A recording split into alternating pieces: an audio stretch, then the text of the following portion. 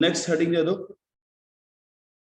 Promisor and promisee, section 2 subsection C, promisor and promisor, ठीक है, promisee section 2 subsection सी।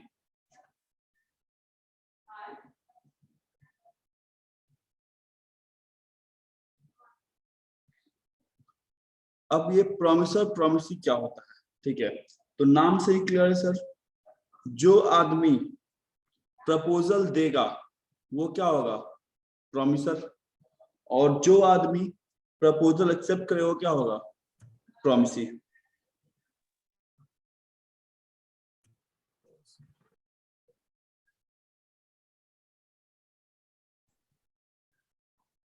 ठीक है, जो आदमी प्रपोजल देगा वो क्या होगा, प्रोमिसर, और जो आदमी प्रपोजल एक्सेप्ट करेगा क्या होगा, प्रोमिसी।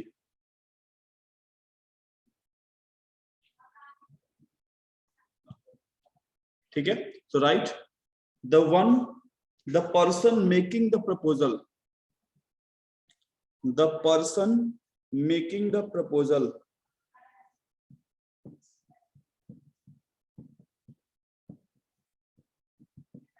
सर एक बार और रिकॉल कर दीजिएगा सर। बता रहे हैं, जो The person making the proposal. हाँ लिख लो, the person making the proposal is known as promiser, person making the proposal is known as promiser, and the person accepting the proposal is known as promisee.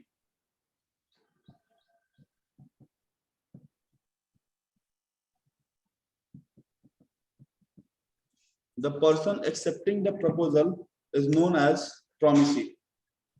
ठीक है, तो sir जिसने proposal दिया वो क्या हो गया, प्रोमिसर, और जिसने प्रपोजल एक्सेप्ट किया वो क्या हो गया, प्रोमिसी। ठीक, कोई दिक्कत, चलिए नेक्स्ट लिखिए, consideration, consideration section 2 sub section D.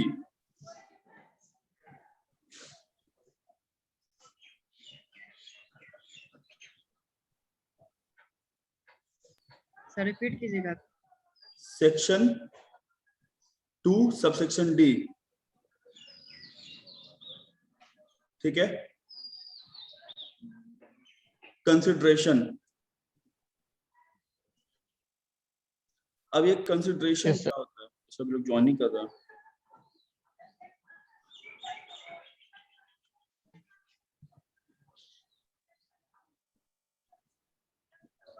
अब ये कंसिडरेशन क्या होता है, ठीक है, तो कॉन्ट्रैक्ट एक्ट क्या कहता है ना कि जब आप किसी से कॉन्ट्रैक्ट करते हो तो उसके बदले में आपको कुछ मिलना चाहिए, ठीक है, कुछ मिलना चाहिए तभी उस कॉन्ट्रैक्ट का मान्य होगा। ठीक है, हम किसी से कॉन्ट्रैक्ट करते हैं, ठीक है, और उस कॉन्ट्रैक्ट के बदले में 1 रुपया भी लेते हैं, जैसे अभी मिल्खा सिंह जी का देहांत हुआ, ठीक है, तो मिल्खा सिंह पे जो बायोपिक बना था, मिल्खा सिंह पे जो बायोपिक बना था भाग मिल्खा भाग, ठीक है, उसके बदले में उन्होंने 1 रुपया फीस लिया था। ठीक, तो कंसिडरेशन कुछ भी हो सकता है बट होना जरूरी है, ये बात याद रखना। कॉन्ट्रैक्टर क्या कहता है सर कि कंसिडरेशन का होना जरूरी है, अमाउंट से मतलब नहीं है, ठीक है, तो और इस पर हम लोग अलग से एक चैप्टर पढ़ेंगे। ठीक, तो लिखो कंसिडरेशन क्या होता है, when at the desire of the promiser, when at the desire of the promiser, the promisee, when at the desire of the promiser, the promisee or any other person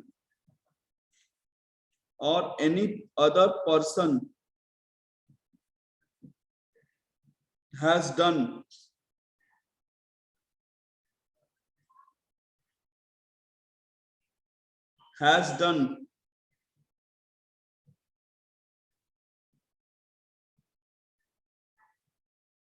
or abstain from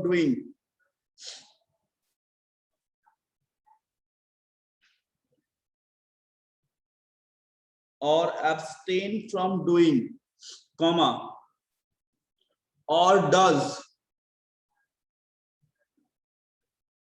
or does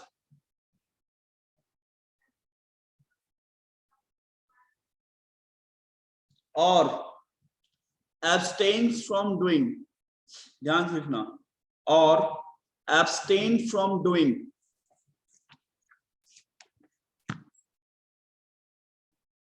comma, और और promise, डस के बाद sir क्या होगा? अच्छा sir छूट 2 बार लिखना है। रिपीट करेंगे अभी, ध्यान से सुनना, और promise to do or to abstain from doing something, or promise to do or to abstain from doing something, such act or abstinence, such act or abstinence, or promise to do के बाद क्या बोले sir?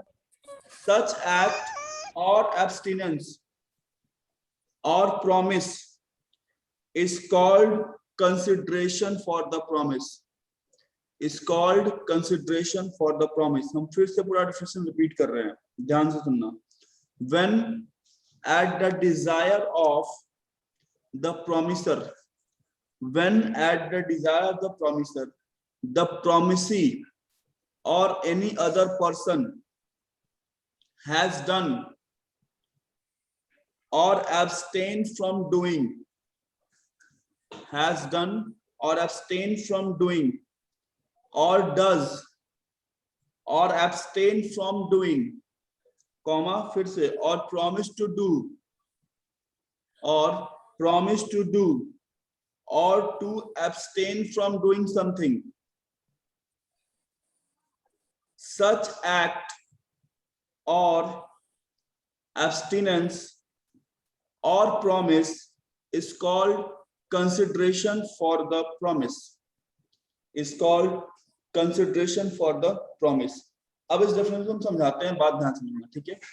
पहला बात क्या बोला sir कि consideration कुछ भी हो सकता है, ठीक है, आपको बदले में देना है कुछ, ठीक, it might be something in real, ठीक, it need not be adequate but it should be something, ठीक है। हम तुमको पढ़ा रहे हैं तो फीस 5 रुपए हो सकता है, फीस 5,000 हो सकता है, ठीक है, बट बदले में कुछ चाहिए। दूसरा बात क्या बोला सर कि या तो कंसिडरेशन जो प्रॉमिसी है वो पे कर दे, या प्रॉमिसी के बिहाफ पे कोई थर्ड पर्सन पे करे। जैसे तुम लोग अभी कॉलेज में पढ़ रहे हो, ठीक, पढ़ कौन रहा है? तुम लोग, ठीक है, स्टूडेंट, तुम लोग को पढ़ा कौन रहा है? हम लोग पढ़ा रहे हैं, बट फीस पेमेंट कौन करता है? तुम्हारे गार्जियन, हम करते हैं, पेरेंट्स करते हैं, ठीक है, मतलब सर्विस किसको मिल रहा है सर? तुमको, तुम लोग को मिल रहा है, दे कौन रहा है? हम लोग। तो कॉन्ट्रैक्ट मेरे और तुम्हारे बीच में ना कि हम तुमको पढ़ाएंगे, तुम हमसे पढ़ोगे, ठीक है, बट उसका कंसिडरेशन कौन पे कर रहा है? थर्ड पार्टी, तुम्हारे पेरेंट्स, जिनको ना पढ़ने से मतलब है ना पढ़ाने से कोई मतलब है, कोई रिलेशन नहीं है। तो कंसिडरेशन नहीं बोलता है सर कि ऐसा जरूरी नहीं कि हम जिसके साथ कॉन्ट्रैक्ट कर रहे हैं वही कंसिडरेशन दे, उसके बिहाफ पे कोई और भी दे सकता है। बात समझ में आया? चलो अब आगे इसमें क्या बोलता है सर कि कंसिडरेशन हमेशा कुछ करना ही नहीं होता है, कुछ ना करना भी कंसिडरेशन हुआ, ठीक है।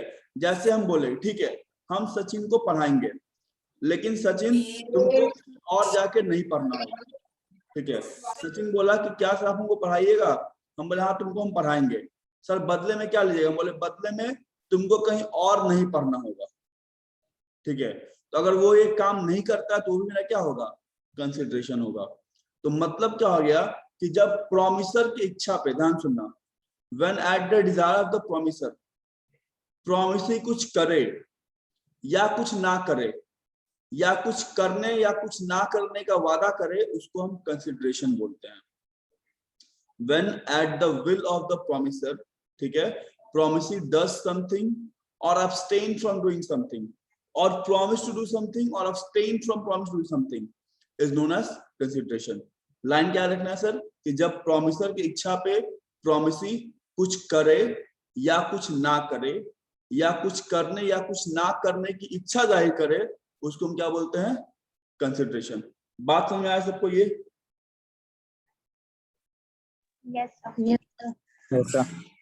यस सर,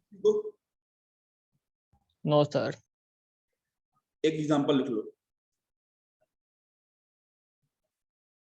लिखो, A agrees to sell his cow to B.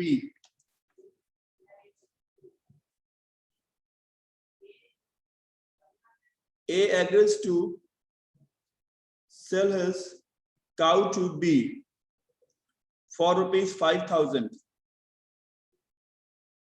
For ₹5,000. Sale है क्या बोले sir? A agrees to B कर रहे इतना धीरे बोल रहे। A agrees to sell his cow to B for एक मिनट। ₹5,000. Agree A promised to sell his cow. A agrees to sell his cow to B for ₹5,000. ठीक है, तो यहाँ पे क्या होगा, जैसे ही B ऑफर एक्सेप्ट करेगा, ठीक है, जैसे ही B क्या करेगा, ऑफर एक्सेप्ट करेगा, ठीक है, तो उस केस में क्या होगा, B को 5,000 देना पड़ेगा, ठीक है, और B को बदले में क्या मिलेगा, काऊ मिलेगा। ठीक है, तो यहाँ पे A के लिए कंसिडरेशन क्या हो गया, ₹5,000 और B के लिए क्या हो गया, काऊ। कोई दिक्कत नहीं, clear. Next, agreement. Next, agreement.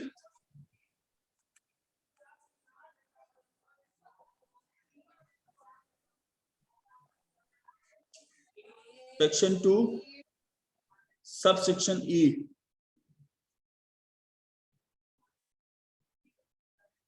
Section 2 subsection E।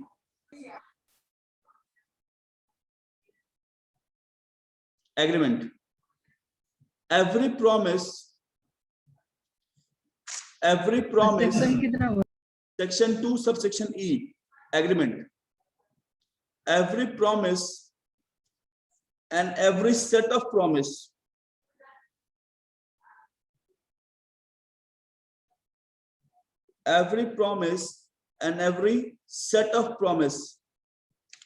forming consideration for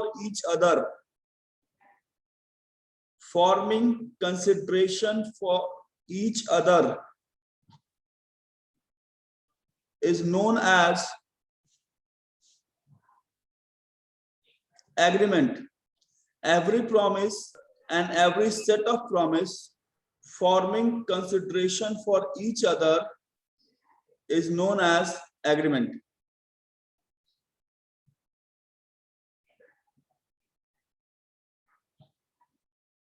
each other के बाद क्या बोले?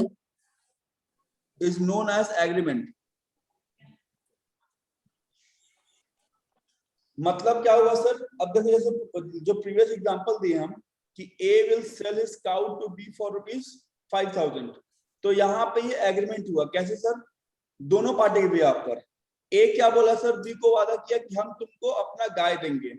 B क्या बोला, उसके बदले हम तुमको क्या देंगे, ₹5,000 देंगे। ठीक है, तो दोनों आदमी जिससे वादा कर रहे हैं उसको क्या बोलते हैं, एग्रीमेंट बोलते हैं। ठीक है, अब एक बात ध्यान रखना कि एवरी कॉन्ट्रैक्ट इज एग्रीमेंट। हर एक कॉन्ट्रैक्ट एक एग्रीमेंट होगा। जस्ट अ मिनट, कहां तक लगाए थे, एग्रीमेंट ब्लॉकिंग लगा दीजिए सर। एग्रीमेंट हो गया ना? Yes sir. तुम क्या बताए थे, हाँ, कि हर एक कॉन्ट्रैक्ट होगा, but every agreement is not necessary to be a contract. ठीक है, हर एग्रीमेंट एक कॉन्ट्रैक्ट हो सकता है, बट हर एक कॉन्ट्रैक्ट एक एग्रीमेंट होगा। ठीक है, बट हर एग्रीमेंट कॉन्ट्रैक्ट हुए जरूरी नहीं है। क्यों नहीं है, जैसे बात समझना। ठीक है, अब समझना। खुशी बोलेगी सर मेरा बर्थडे है, मेरे बर्थडे पे आपको आना है। ठीक है, हम बोले ठीक है खुशी, हम तुम्हारे बर्थडे पे आएंगे। तो ये मेरे और खुशी के बीच में क्या हुआ, एग्रीमेंट हुआ कि खुशी हमको बर्थडे बुलाई है और हम खुशी बर्थडे में जाना है हमको। ठीक है, बट किसी कारण से हम बर्थडे में नहीं पहुंच पाए, उसके बर्थडे में हम क्या हुआ, नहीं पहुंचे।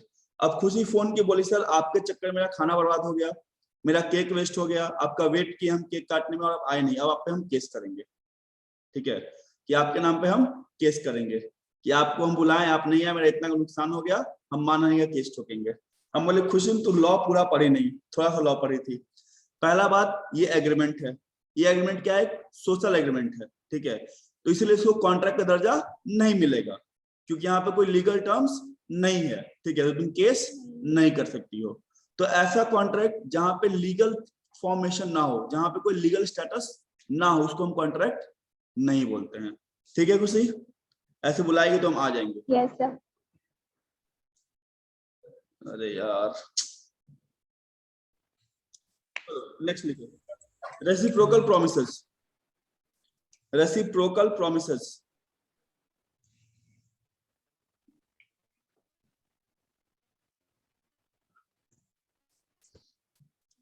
Section 2 subsection F। Section 2 subsection F।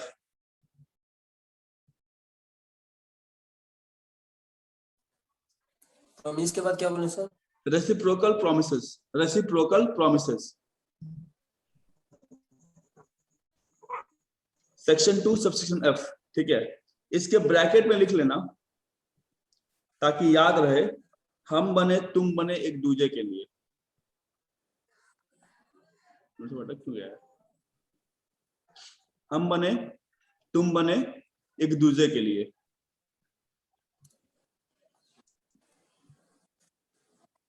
Class am audible?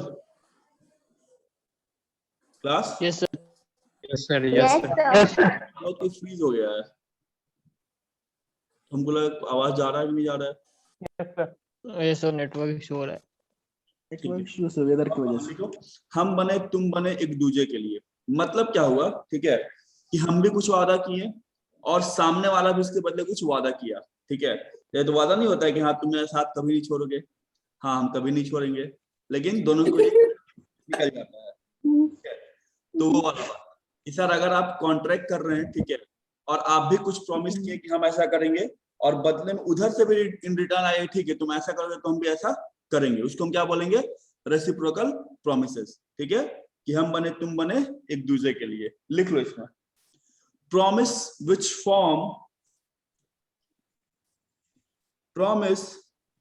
Form the consideration,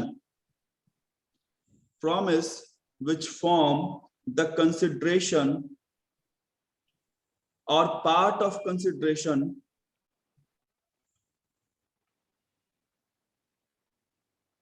for each other are called reciprocal promises. Promise which form consideration or part of consideration for each other are called reciprocal promises. Done? Yes sir. Next लिखो void agreement. Void agreement, section 2 subsection G. Void agreement, section 2 subsection G. Section 2 subsection G, right? Promise which form, no sorry, an agreement not enforceable by law, an agreement not enforceable by law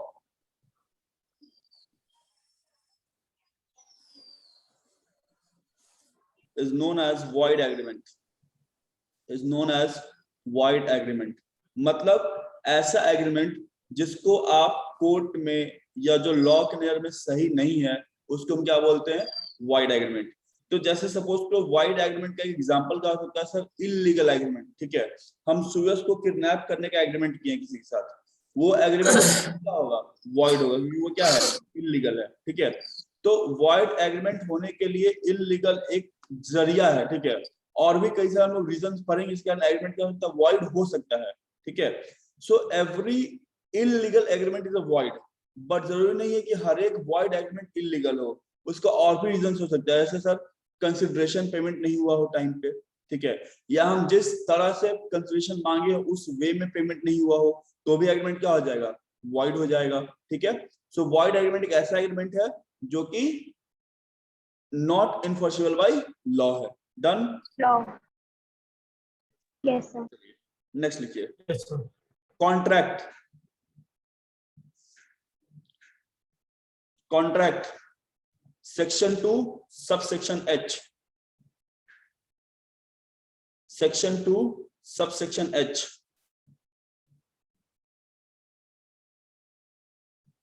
Sir, repeat topic. Contract section 2 subsection H।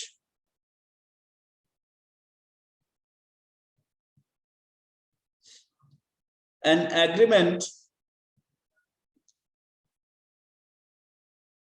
agreement enforceable by law is a contract. An agreement enforceable by law is a contract.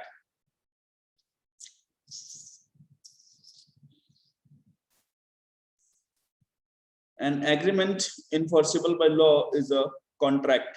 ठीक है, मतलब एक ऐसा agreement, ठीक है, जो कि law के द्वारा इन्फोर्सेबल हो, उसको हम क्या बोलेंगे?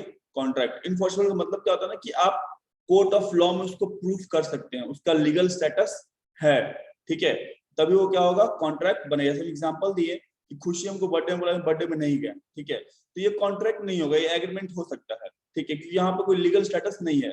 लेकिन हाँ, अगर कोई मेरा लीगल मीटिंग है, ठीक है, जिस मीटिंग में हमको जाना मैंडेटरी था, वहां नहीं गए हैं, तो वो पार्टी हम पे केस कर सकता है, क्योंकि सर वो कॉन्ट्रैक्ट हो जाएगा, वहां पे लीगलिटी प्रूफ हो सकता है। डन? कोई दिक्कत? No, sir. No, sir. चलिए No, नेक्स्ट sir. देखिए, voidable contract। voidable contract section 2 subsection I, section 2 subsection I।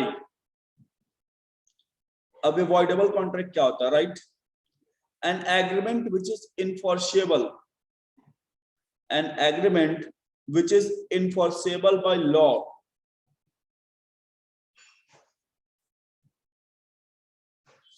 an agreement which is enforceable by law at the option of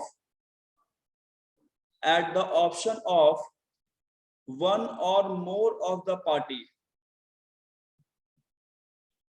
one or more of the party, and option के बाद क्या बोले sir? अरे बाबू repeat कर रहे, बीच में बोला मत कर, हम खुद रिपीट करेंगे 2 बार। an agreement which is enforceable by law at the option of one or more party,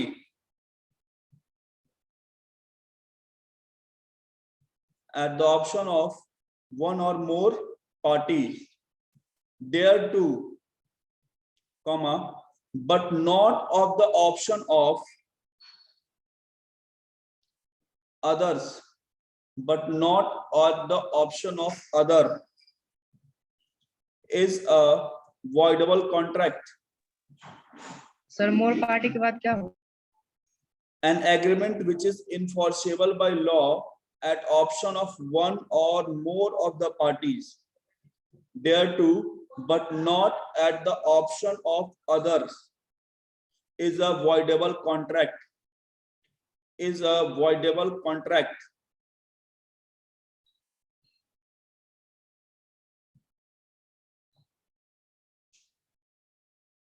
Done? Definition लिख लिए? Yes, sir. अब बात समझना, इसको हम लोग आगे और डिटेल में पढ़ेंगे, ठीक है। अभी के लिए बस समझो कि होता क्या, ऐसे मान लो 2 पार्टी में कॉन्ट्रैक्ट हुआ, ठीक है, तब 2 पार्टी में कॉन्ट्रैक्ट हुआ और एक पार्टी बहुत मजबूत है, बहुत क्या है? मजबूत है। अब वो इतना मजबूत है कि सामने वाला पार्टी उसको कुछ बोल नहीं पाया, ठीक है ना। तो अगर उस कॉन्ट्रैक्ट को हमको इन्फोर्स करना है, तो जब तक जो वीक पार्टी अगर वो बोलता है कि हाँ ठीक है हम करने को तैयार हैं, तभी वो कॉन्ट्रैक्ट क्या होगा? इन्फोर्स होगा। तो वैसे कॉन्ट्रैक्ट को हम बोलते हैं वॉइडेबल कॉन्ट्रैक्ट। मतलब जो कॉन्ट्रैक्ट किसी एक पार्टी पे डिपेंड करेगी वो करना चाहता है कि नहीं करना चाहता है। और आसान समझो, सपोज करो हम दीपेंद्र को पढ़ाते हैं, ठीक है, और दीपेंद्र से हम बोले दीपेंद्र तुमको ट्यूशन फीस लगेगा 20,000 रुपया, ठीक है। दीपेंद्र के चाचा विधायक थे, दीपेंद्र वाला नहीं सर 20,000 तुम नहीं देंगे, आपको हम 5,000 रुपया देंगे, बाकी आप देख लीजिए मेरे चाचा क्या है? विधायक है, ठीक है। अब यहाँ पे क्या होगा? हम एग्रीव पार्टी होगा, मतलब हम दबे हुए इंसान हो गए। तो तो अब मेरे ऊपर ये डिपेंड करता है, हमको ये कॉन्ट्रैक्ट एक्ट हमको अधिकार दिया है कि हम चाहे तो उसको पढ़ाएं या ना पढ़ाएं, मतलब हम कॉन्ट्रैक्ट करें या नहीं करें। तो वैसे कॉन्ट्रैक्ट को हम क्या बोलते हैं? Voidable contract. क्लियर है बात? Yes sir. कोई डाउट किसी को? अब एक बार जितना भी बेसिक्स था सारे को पढ़ लो जल्दी से, जितना बेसिक